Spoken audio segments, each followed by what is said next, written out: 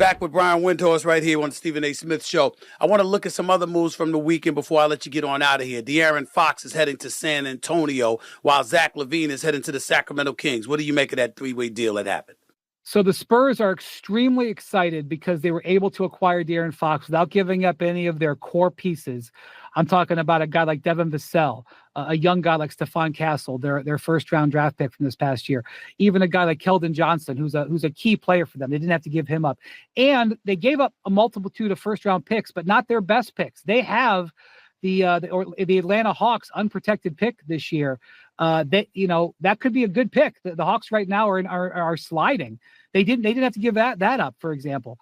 So they're very excited about it. What I would say is they now have to give De'Aaron Fox a $50 million a year contract. And part of the reason why I think the Kings decided to trade him is they weren't necessarily sure he was a $50 million a year player.